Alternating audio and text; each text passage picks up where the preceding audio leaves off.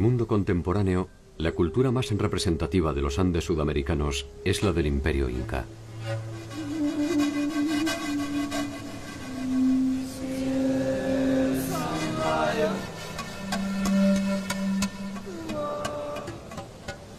Sin embargo, la historia imperial de los incas representa apenas un siglo.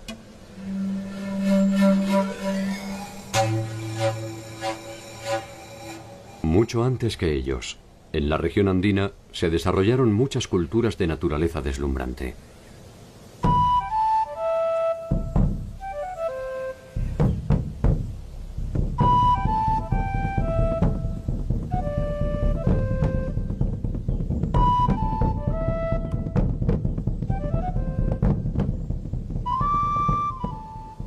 Conocer este mundo preincaico es una aventura siempre inquietante.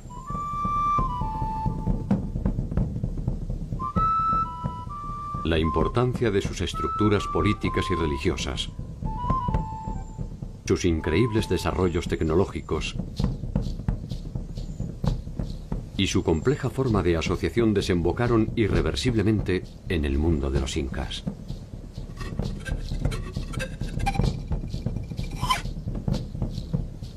Ciudades milenarias, recintos funerarios escondidos, dioses latentes y sueños incumplidos se reproducen a lo largo y a lo ancho del territorio andino, como muestra de un modelo inédito de convivencia que puede proyectarse hasta nuestro presente.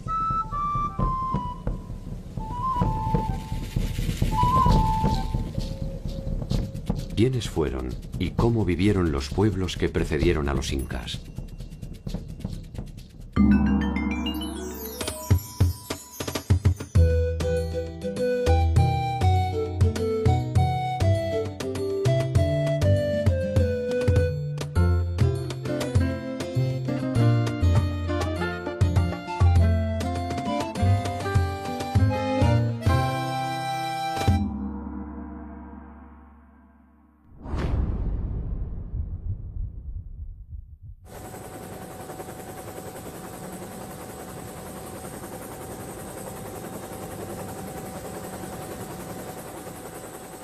En el inicio de la invasión española al territorio del estado incaico, estos poseían un control hegemónico de su territorio desde la costa a la sierra y desde Colombia hasta Chile y Argentina.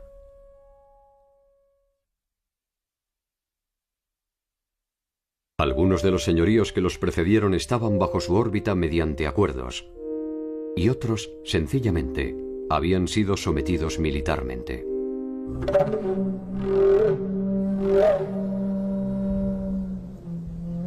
El mundo andino, sin embargo, ya había conocido formas de organización imperial menos extensas, pero igualmente efectivas.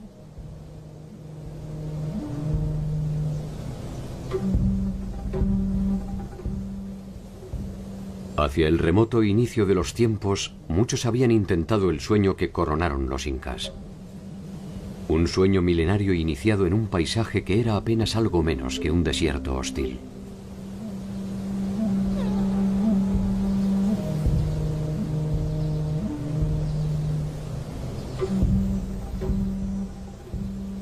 Resulta difícil pensar que allí germinaron las raíces de civilizaciones deslumbrantes.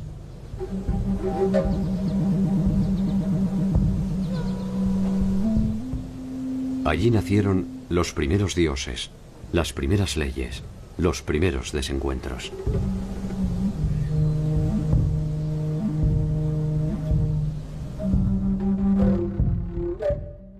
Hasta hace poco tiempo, Egipto, Mesopotamia, China e India eran consideradas por su antigüedad y complejidad como las únicas civilizaciones madres de la humanidad.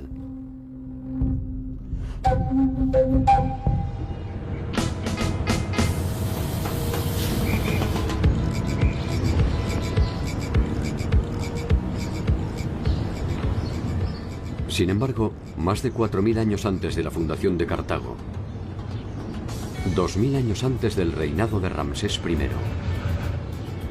y 1000 años antes de Hammurabi, existió en Perú un complejo político y cultural cuyo centro fue la ciudad sagrada de Caral.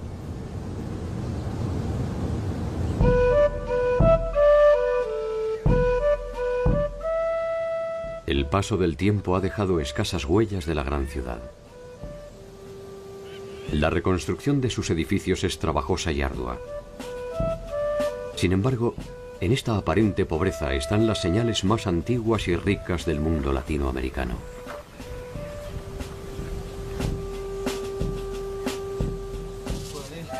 Entender qué nos dice este rastro de polvo es empezar a comprender la complejidad de nuestro tiempo.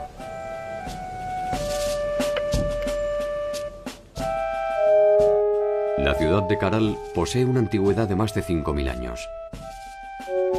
Es hasta hoy la primera ciudad-estado de América. En ella se organizaron los intereses de los hombres en torno a reglas específicas y concretas de convivencia, que incluyeron el pensamiento religioso, la innovación tecnológica y científica y la estratificación social.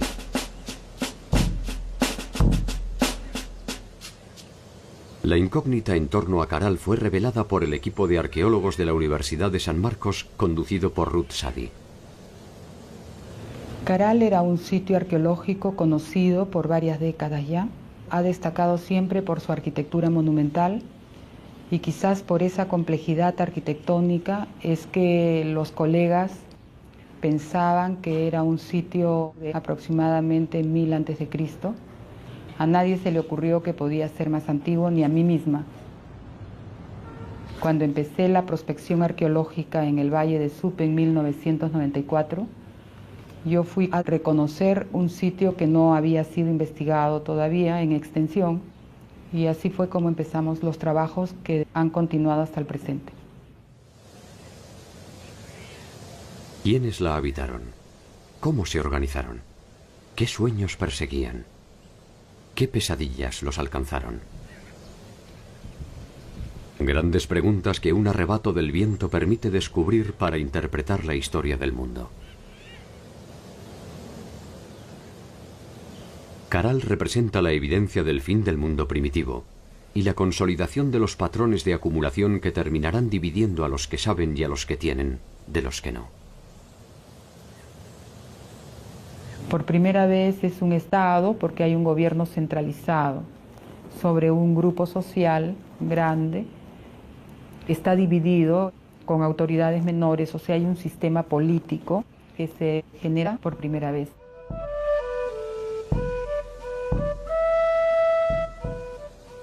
Extendida sobre una superficie de 50 hectáreas, posee 32 conjuntos arquitectónicos entre los que se encuentran el Templo del Anfiteatro, la Pirámide Mayor y la Pirámide de la Galería. No es solo Caral, son 18 asentamientos en el Valle de Supe, de diferente extensión, de diferente complejidad. Comprendió los territorios de costa, de sierra y de selva. O sea, por primera vez en el Perú se tendió un eje de interacción entre las sociedades que poblaban las diversas regiones. De modo que tenemos productos, conocimientos y experiencias que de la selva se trasladaron a la sierra, de la sierra a la costa, y todo fue un eje que enriqueció el proceso general de esta sociedad.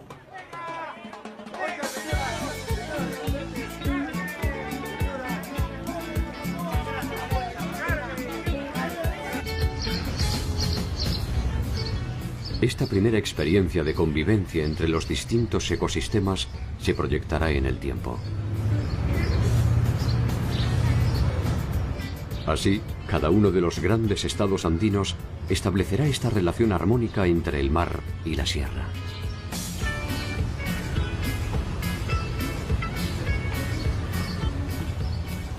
La importancia que tiene el sitio arqueológico es que testimonia el proceso cultural que dio origen a la civilización más antigua de América. Y es tan antigua como los focos más antiguos identificados en el viejo continente de Mesopotamia, Egipto, India y China.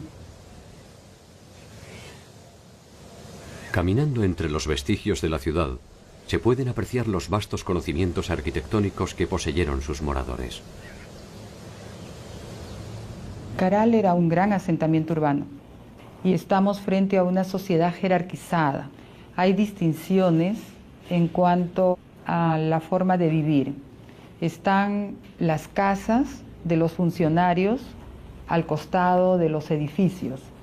Luego tenemos las casas de los servidores, que son mucho más pequeñas, y están las casas en la periferia, que son todavía más pequeñas. Entonces se nota que hay un modo de vida distinto de acuerdo a la posición que los individuos tenían dentro de la organización social. El salto cualitativo de la concepción urbanística y arquitectónica define a Caral como una morada destinada a los dioses. Y los que ordenaron su construcción no pueden ser otra cosa que sus intermediarios. La ciudad testimonia eso. La arquitectura implica conocimientos de matemáticas, de geometría, de estabilidad, de los materiales para que una construcción piramidal de más de 20 metros no se venga abajo. Implica también conocimientos de astronomía, aplicaron conocimientos en la tecnología agraria.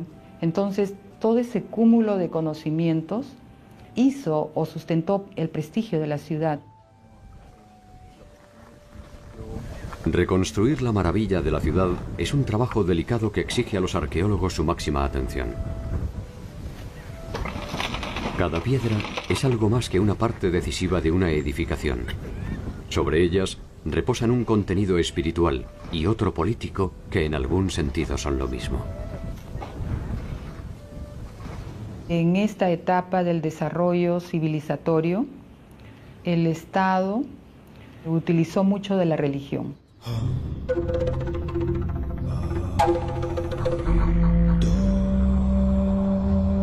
Es la religión la que sirvió para coercionar a la sociedad. Si no cumples con el trabajo que tienes que dar en tal fecha a tal dios, entonces te va a ir mal. El miedo ha sido la herramienta sobre la cual se edificaron la mayor parte de las sociedades madres. Sin embargo, Caral ofrece una versión distintiva. La ciudad no posee indicios de presencia militar, ni siquiera de tipo defensivo. Quizás se pueda suponer que durante más de 1000 años, un grupo humano numeroso pudo convivir en armonía sin la violencia que resulta ser el signo dominante de la historia universal. Si esto fue posible, Caral no es solo un descubrimiento, también es una esperanza. El militarismo, al parecer, surge más adelante. En esta etapa primera del desarrollo de la sociedad, el Estado representa frente a los dioses a los hombres, sigue siendo humano. Posteriormente, con el señor de Zipán, el Estado o los gobernantes son divinos. De alguna manera se puede deducir que el tiempo de los dioses fue un tiempo de paz. La hora de los hombres iniciaba su cuenta regresiva. La ciudad fue la primera víctima de estos nuevos tiempos. La ciudad de Caral fue ocupada de modo ininterrumpido hasta los 1000 años y luego de eso la ciudad fue abandonada definitivamente. Nosotros trabajamos la hipótesis de que se formaron otros polos de desarrollo en otras partes del territorio del Perú. Otras sociedades que habían estado participando sin ser el centro empezaron a desarrollar también modelos de vida civilizada, tanto en el norte como en el sur, y generaron otros focos que incorporaron otras sociedades, y eso es lo que creo yo reemplazó en prestigio a Caral progresivamente. Caral es el descubrimiento más trascendente de la arqueología reciente. Es allí donde se encuentra la matriz del mundo andino. El primer eslabón de una serie de culturas que terminarán desembocando en el célebre Estado Inca. Una cadena que exige detenernos en una serie de culturas que nos darán el ADN definitivo de un tiempo tan majestuoso como inusual.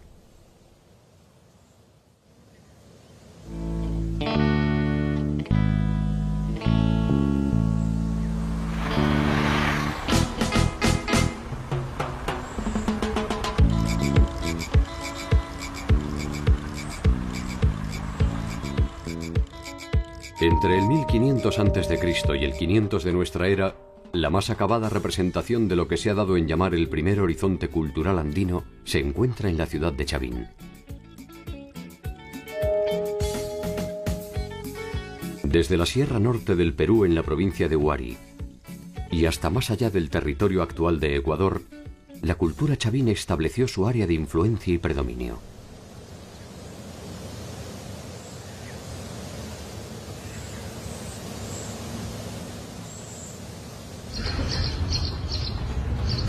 Cerca de allí, al final de su tiempo de gloria, se desarrolló otra importante cultura andina en los alrededores de Lima.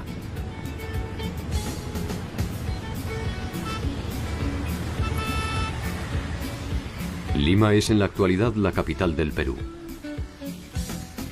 Los conquistadores españoles la llamaron la Ciudad de los Reyes y establecieron allí la sede del gobierno colonial. Probablemente su estratégica ubicación cercana al mar y un interés por debilitar la influencia de la antigua capital incaica, Cuzco, determinó su emplazamiento.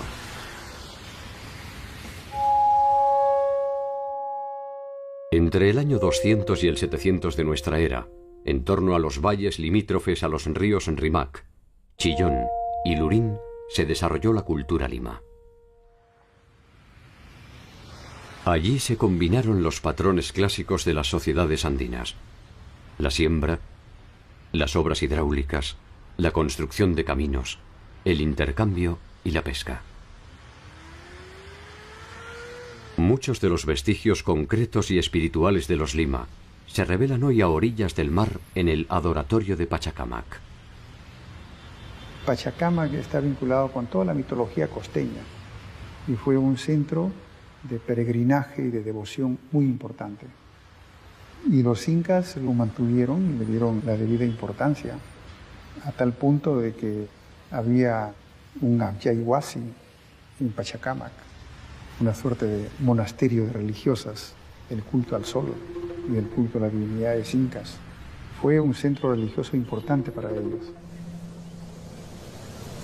Los incas entienden la trascendencia del adoratorio y lo incorporan como centro de peregrinación y no tardan en acordar con los curacas locales la construcción de nuevos edificios.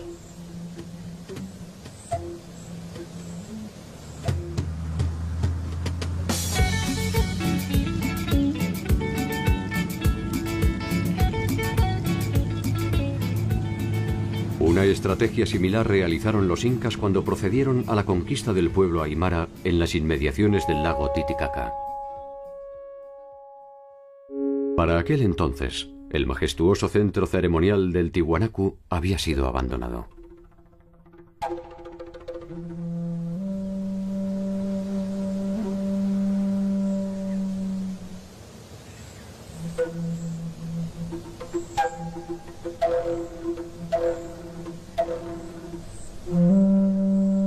Estamos en el lugar más importante y más impactante de lo que ha sido Tiwanaku en cuanto a su arquitectura.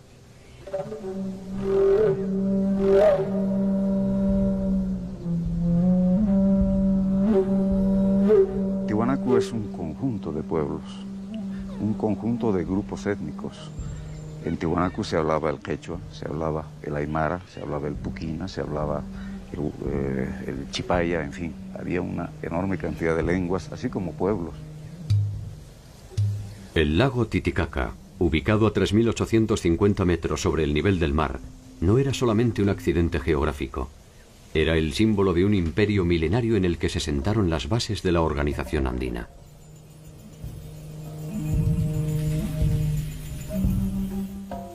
Para los tiwanacotas, fue en su capital donde se produjo el origen del mundo.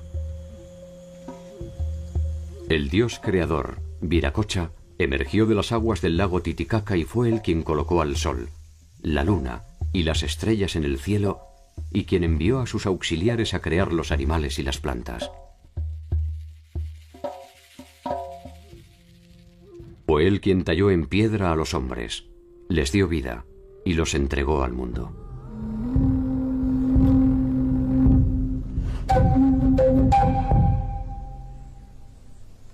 Tenemos tres grandes periodos que entender en Tiwanaku.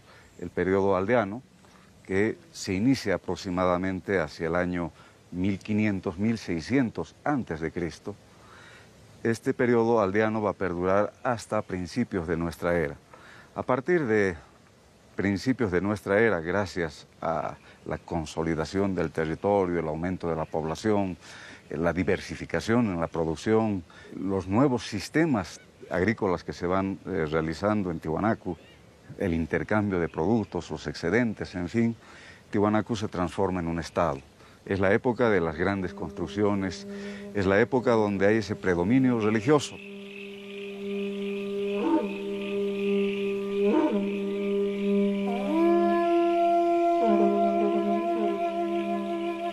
Tiwanaku había sido el centro político y religioso de un amplio territorio, que hacia el año 500 después de Cristo ya se constituía como una importante referencia, que se materializaba en su imponente concepción urbanística. Los templos están relacionados con la parte de la cosmovisión andina. Muchos de ellos están jugando un papel relacionado con lo que son sus cultos, sus dioses, y sobre todo vamos a ver la importancia que tiene la astronomía en cada uno de estos templos, convirtiéndose en verdaderos calendarios que les están dando las fechas para las fiestas, como para también la época de la siembra. Las pirámides, las construcciones elevadas que están relacionadas al sol, la luna, las estrellas, los astros. También están los dioses del Acapacha, lo que son las construcciones al nivel del suelo, de piso, como el Akalasasaya. Y finalmente los templetes subterráneos, que están más vinculados a las divinidades de la fertilidad, la fecundidad. El templete semisubterráneo posee una planta cuadrangular delimitada con muros de arenisca roja que fueron sostenidos mediante 57 pilares. Sobre sus paredes se encuentran 157 cabezas enclavadas que representan una diversidad de etnias que resulta decididamente desconcertante.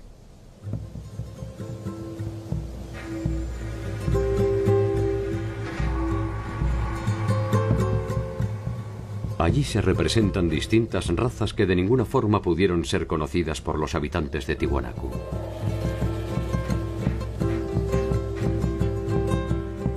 Muchas son las hipótesis a propósito de su significación.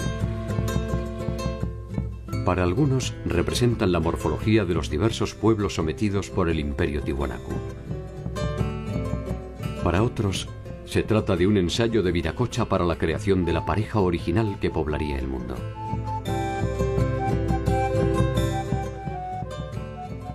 Los tiwanacotas proyectaron y realizaron obras monumentales, entre las cuales destaca la maravillosa Puerta del Sol, cuyo emplazamiento original es todavía un enigma. La Puerta del Sol nos está mostrando un complejo calendario, un calendario de carácter solar, lunar y a la vez agrícola. Los personajes alados están 15 a cada lado. Nos muestran los 30 días del mes y vamos a tener 11 pequeños soles, más el 12º, que es el dios solar en la parte central, que nos está mostrando también esa división de 12 meses en el año.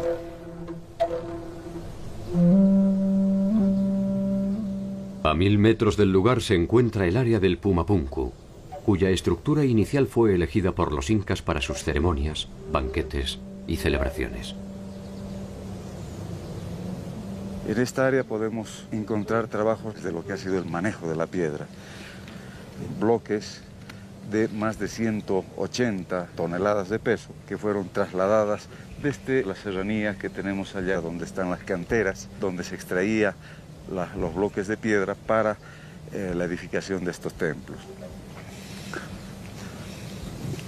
Uno de los mayores bloques justamente es esta plataforma, que tiene un peso de 185 toneladas, que eran parte del templo, el magnífico templo que se encontraba justamente hacia la salida. Al fondo se puede apreciar la montaña del Illimani, está justamente hacia lo que es uno de los principales achachilas, uno de los principales apus protectores de este sitio.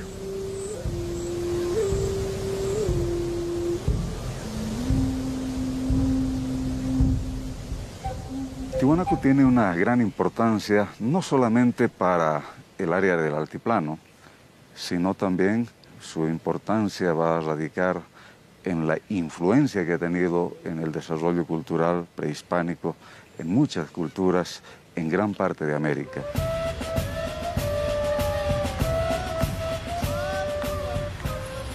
El pueblo aymara es hoy una de las comunidades más representativas de ese pasado, y la mayor parte de la población actual de Bolivia es descendiente directa de esta etnia. La impronta de su cultura definió las relaciones que se repetirían en los distintos pueblos andinos hasta la llegada de la invasión europea. Una de estas bases fue, sin duda, la tecnología alimentaria. Teníamos varios sistemas en la parte agrícola. Vamos a tener lo que son las tacanas o las terrazas de cultivo en las partes altas, donde preferentemente se da producción de papas macho. Hoy en día contamos con más de 400 variedades de papa que han sido productos justamente de Tiwanaku.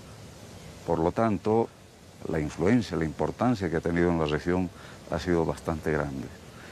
También tenemos las cochas o cotas, que son lagunas artificiales. Solamente en este valle tenemos más de 400, que servían como acopio para el agua, tanto para la agricultura como para el pastoreo de los camélidos. Y la mayor tecnología de Tiwanaku es lo que constituyen los sucacollos, que son camellones irrigados mediante canales, donde podían ellos cultivar 3-4 veces al año. No solamente tenemos el desarrollo en la agricultura, sino también en lo que es el pastoreo, la crianza de camélidos.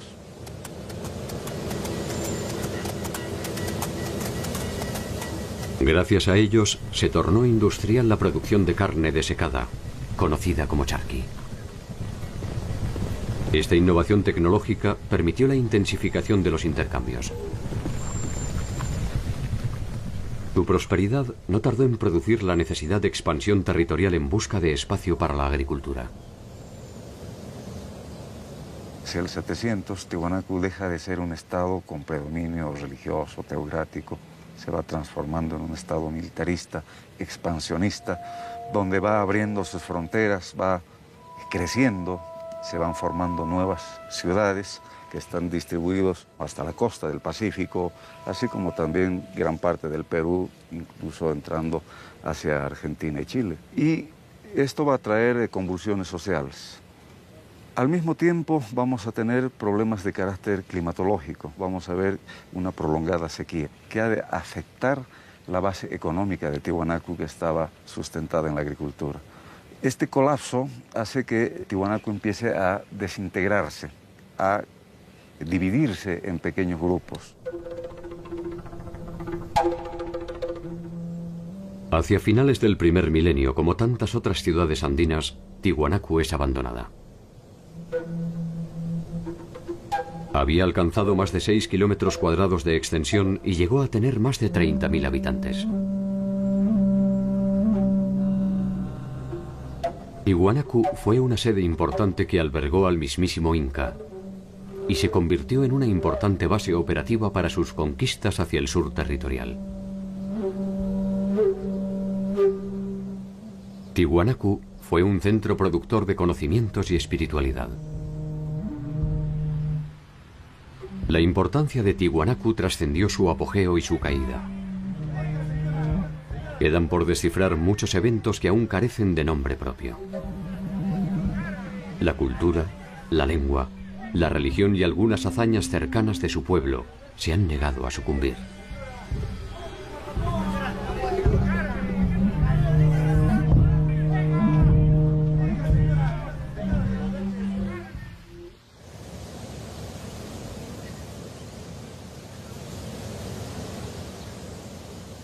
Según la leyenda, la ciudad de Chan Chan fue fundada por un mítico líder que habría llegado del mar.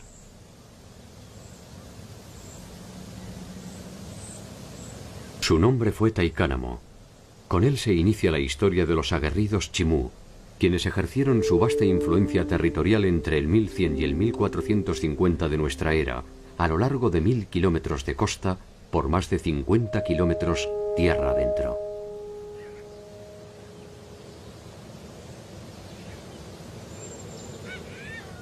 En Chan Chan llegaron a vivir más de 50.000 habitantes, y la armónica y serena belleza de la ciudad, con sus trabajados muros de barro, está aún en pie.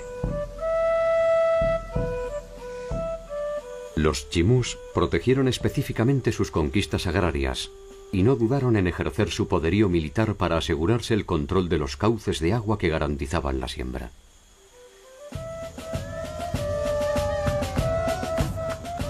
Proyectaron y realizaron acueductos, diques, canales, acequias y pozos.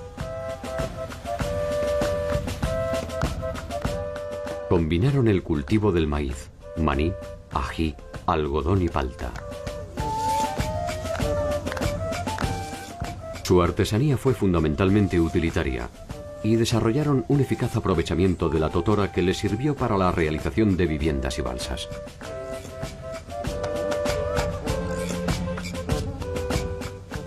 Su tecnología marítima es visible aún en muchos pueblos de pescadores.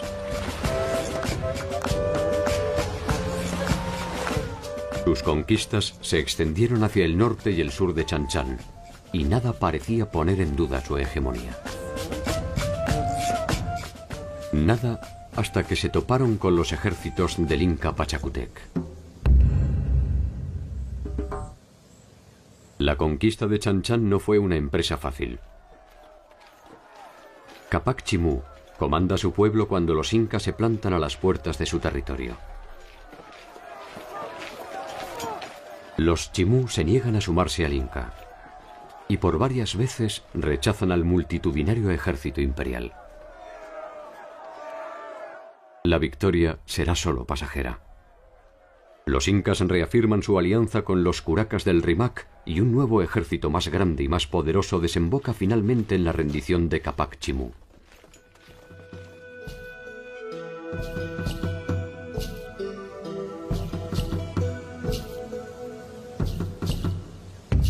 Sus líderes son desterrados y sus tierras se reparten entre los aliados incas.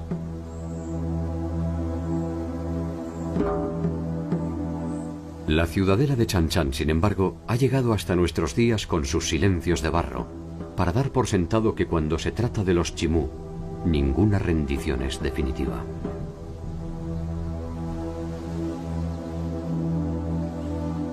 El control territorial y espiritual del mundo andino se mantuvo por más de 5.000 años asentado en diferentes pueblos.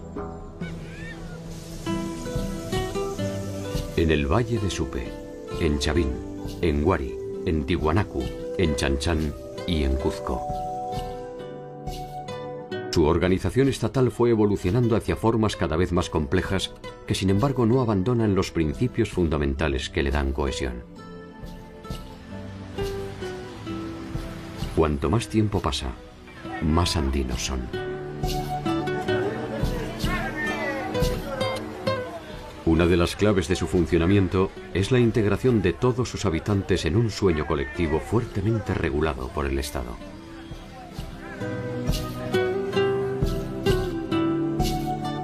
Uno de esos sueños, entre el año 100 y el 600 después de Cristo, se manifestó en una compleja y elevada organización sociopolítica identificada como cultura moche o mochica. En la cultura moche o mochica surge y se desarrolla en un territorio de cerca de 700 kilómetros que cubren gran parte de los valles de la costa norte del Perú. Los mochicas comienzan a surgir aproximadamente en los primeros años de la era cristiana y terminan, suponemos, alrededor del siglo VI o VII de nuestra era. Un largo periodo en el cual desarrollaron una extraordinaria cultura sustentada por la irrigación del desierto.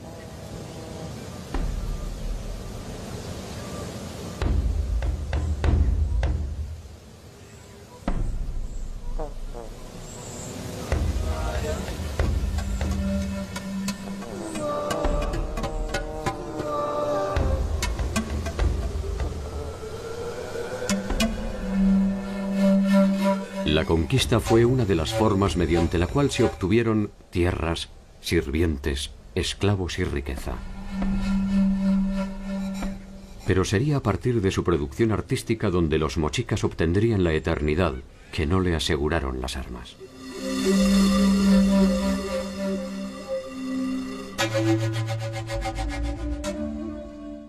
Sus trabajos de metalurgia constituyen una importante muestra de la capacidad tecnológica de los mochicas y poseen no solo una calidad formal inusual, también un carácter simbólico que nos permite establecer algunas consideraciones a propósito de sus formas de agrupación.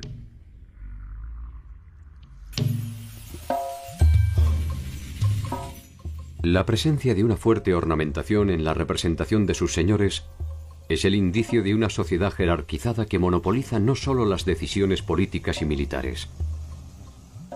Es también la base desde la cual puede presumirse el carácter sagrado de sus gobernantes. El oro como metal sabemos que no tenía ningún valor comercial. El oro estaba reservado exclusivamente para los ornamentos de los soberanos. Cuando muere un personaje importante que tiene algún adorno de oro, se va con él a la tumba porque nadie puede usarlo. El concepto de uso de cualquier vestimenta, de cualquier atuendo, está muy asociado a las personas. Y además, estos ornamentos debían acompañarlo para la vida en el inframundo, donde tenía que seguir ejerciendo sus mismos roles y sus mismas funciones.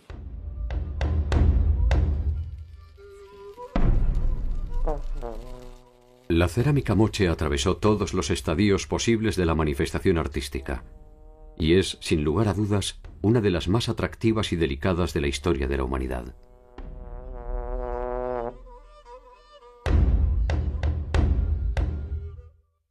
Desde los motivos abstractos primitivos hasta sus sofisticadas secuencias narrativas. Desde sus temáticas bélicas hasta las eróticas, en cada uno de los casos puede verse la cualidad de sus artesanos y la afirmación y personalidad de una cultura.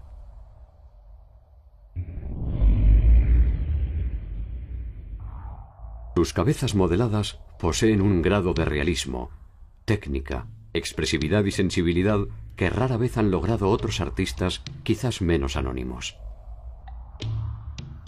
Los mochicas fueron una sociedad cuya economía estaba basada en la agricultura, esencialmente. Fue un pueblo de agricultores del desierto. Ellos lograron la proeza de dominar el desierto, desarrollando una tecnología hidráulica que permitía desviar el curso de los ríos que bajan desde la montaña andina y usualmente se pierden en el mar, para llevarlos a las zonas secas donde no llega el agua, porque la costa norte del Perú es una región desértica. Ellos lograron desarrollar un sistema de irrigación extraordinario que incluso hoy los peruanos en esta región no podemos superarlo. En su territorio dan cuenta hoy de su grandeza dos obras monumentales, la Huaca del Sol y la Huaca de la Luna. La Huaca del Sol mide 18 metros de altura y su base rectangular tiene una extensión de 136 por 228 metros. Esta construcción piramidal es probablemente la edificación más imponente del Perú. Su significación se completa con otra huaca de menor tamaño, pero igualmente sugestiva. La Huaca de la Luna. Estas huacas son sin lugar a dudas el resultado de un trabajo comunal, probablemente alguno de los tantos servicios de la reciprocidad que exigían sus gobernantes y nos dan a entender la importancia de este centro ceremonial.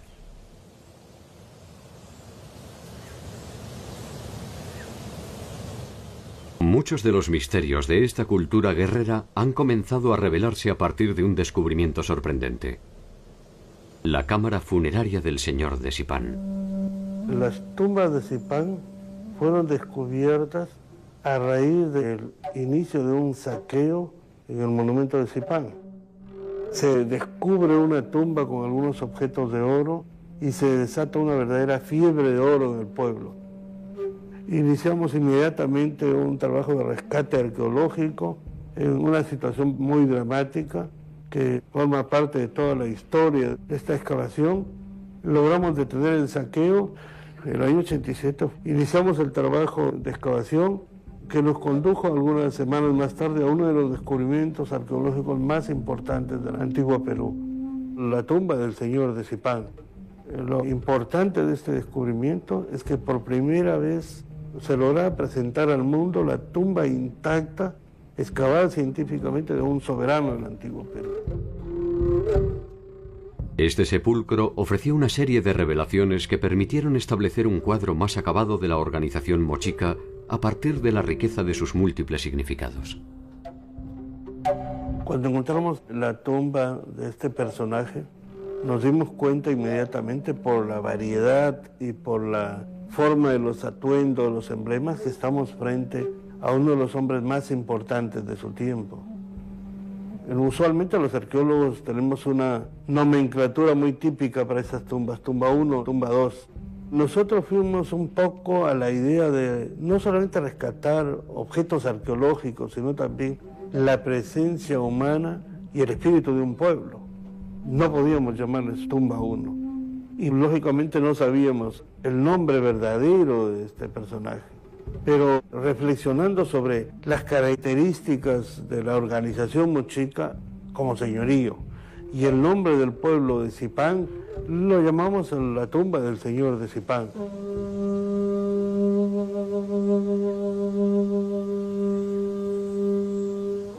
Se trata de un recinto abierto con paredes de adobe que mide 5 metros por 5. En el centro se ubicaba el ataúd del señor de Zipán, confeccionado en madera y envuelto con sus atuendos e insignias de mando. A ambos lados se encontraban los enterramientos de 2 acompañantes varones. Uno de ellos, ubicado en la misma posición que el señor de Zipán, sería presumiblemente un jefe militar. Opuesto a él se encuentra otro personaje de rango, que ha sido identificado como un jefe de protocolo. Un perro los acompaña, probablemente siguiendo las tradiciones que los identificaban como guías en el viaje hacia el más allá. La parte central de la cámara funeraria era el ataúd conteniendo el ajuar del señor de Zipán, que envolvía el cuerpo del señor al momento de su muerte. Este ajuar estaba compuesto por un conjunto maravilloso y extraordinario de ornamentos de oro, plata, cobre y cobre dorado, vestimentas, atuendos. La mayor parte de ellos son emblemas de rango. En la esquina suroeste de la cámara se encontraba un niño de aproximadamente 10 años, el techo, y sobre el techo el guardián que cuidaba la tumba. Y el guardián tenía los pies amputados como una señal simbólica de que no debía abandonar su puesto de vigilancia para la eternidad. Finalmente, el último acompañante estaba colocado en una de las paredes en posición sedente, como un vigía, custodiando la cámara de su señor. Este conjunto de acompañantes probablemente fueron parte de su séquito real, que tenían la obligación de acompañarlo en su muerte. La disposición de los cuerpos y el hallazgo de más de 200 vasijas escultóricas que representan personajes de importancia definen la noción de la muerte como un viaje hacia la eternidad en la cual el noble es acompañado por un séquito que ha sido sacrificado a tal efecto.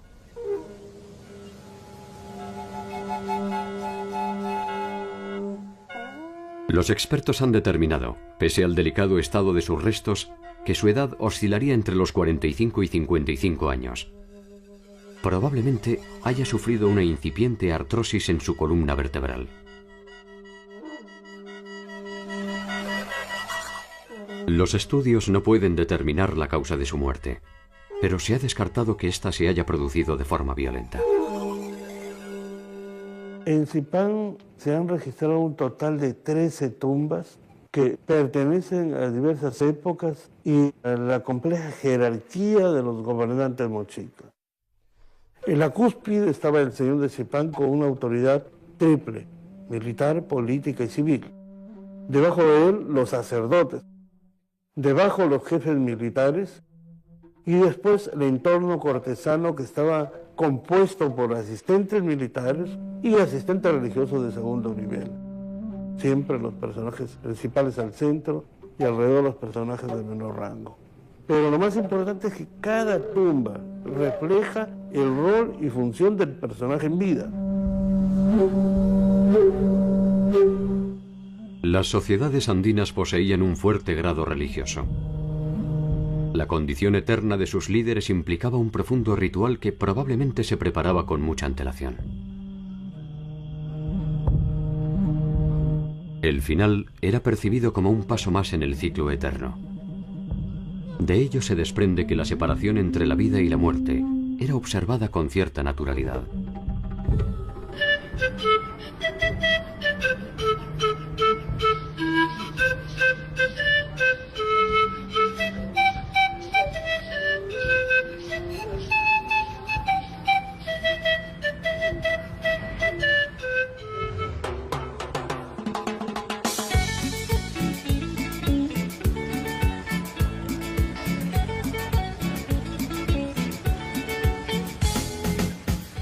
La vida y la muerte, los dioses y los hombres, la siembra y la cosecha. La dualidad del ser andino permite explicar el mundo mediante opuestos que forman una sola entidad. La maravilla de los Andes no reside en los extraordinarios conocimientos de navegación de los chinchas, ni en las deslumbrantes huacas del sol y de la luna. Tampoco en la religiosidad de los pueblos del Valle de Lima, ni en las increíbles obras de ingeniería hidráulica de los nazcas. La maravilla de los Andes debería buscarse en la capacidad para preservar su espacio vital y su subsistencia más allá de cruentos enfrentamientos y profundos procesos de cambio.